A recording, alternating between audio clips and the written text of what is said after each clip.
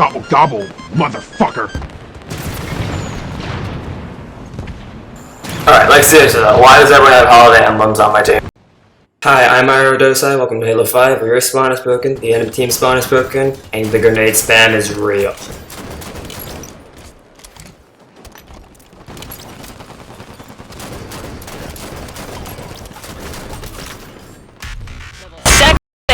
So I assume a bunch of peasants got this game for Christmas, and I figured it's probably best to make some tutorials so you guys aren't running around like a bunch of lunatics on the battlefield. So I'm going to talk about Warzone in this video, mainly because Arena is just like 4v4 or 8v8, and honestly I don't like it, and Warzone is new to Halo, so you're probably going to be confused once you first load it up. So first of all, as you can tell, there are AI in Warzone, and they will massacre you if you're not ready. There are two types of AI on this game. There's the ones on your team and the ones not on your team. And believe me, if you use the ones on your team to your advantage, they can be very useful. Marine down. Taking him out. Now, as you saw there, I launched the Marine to distract the other guy trying to shoot me so that he would focus on him and then I could kill him easily. But there's also enemy Marines, enemy Covenant, enemy Prometheans, and so on. And whenever you try to capture an enemy base, there's going to be Marines there. Or when you're trying to capture a neutral base, there will be Covenant or Prometheans in the base occupying it. Which leads me to my next point, which is bosses. They spawn in the neutral capture zone. They also spawn in certain parts of the map. They are scripted spawns, and they don't really leave a certain area, but you're awarded points, and you will get really high up on the leaderboard if you take one out, so make sure you go do that. Oh yeah, another thing about bosses, they're kind of weird. I mean, they're AI, what do you expect? Like, sometimes they'll just fly out of the map for no reason, and then other times they'll just end up trying to beat it to death, but then at the same time, in other situations, they'll just run you over like you weren't even there. Some bosses give you more points than others, and some bosses you don't even really hear about until they've been eliminated, only because you were in the area, and for the most part, those bosses can be taken down with a rocket shot, which is followed by an immediate overkill.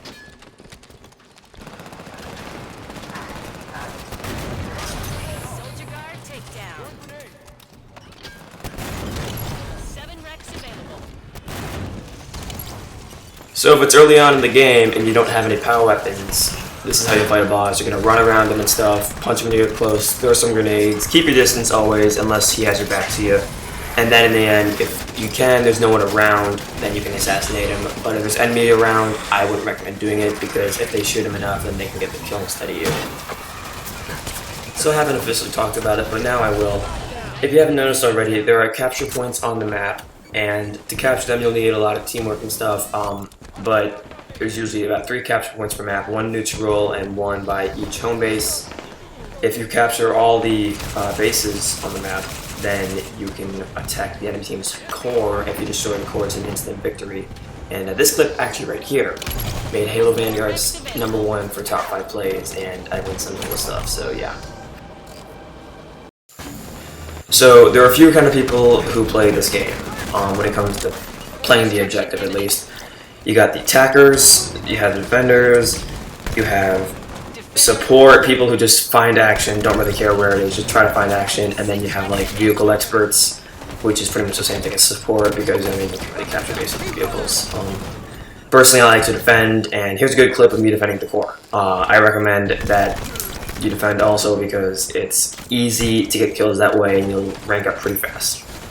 So if you're not so sure what I mean by defending, I pretty much mean not attacking bases, being on the defensive side. I know it's kind of saying the exact same thing, but the deal is don't go out of your base, or at least a point you've captured that's, you know, in danger of being captured again.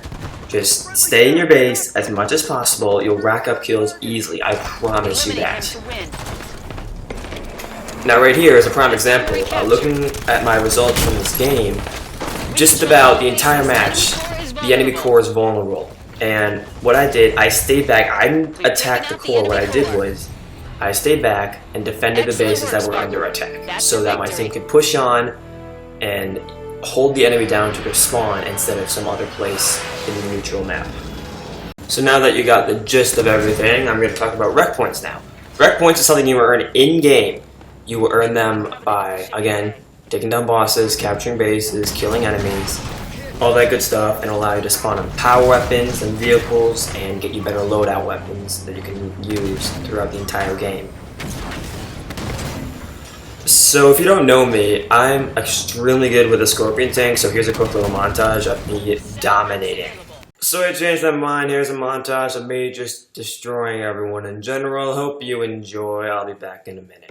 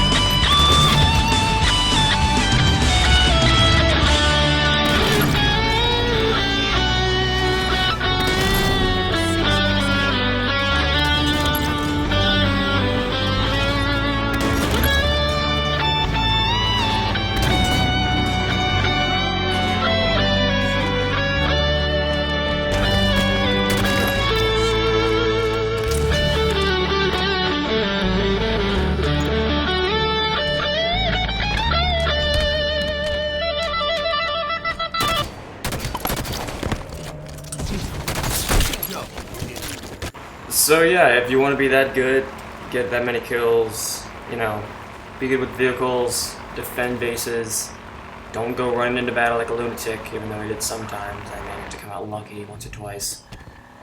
Anyway, thank you all for watching, ladies and gentlemen. It's been iaredosi. Goodbye, and have a great time.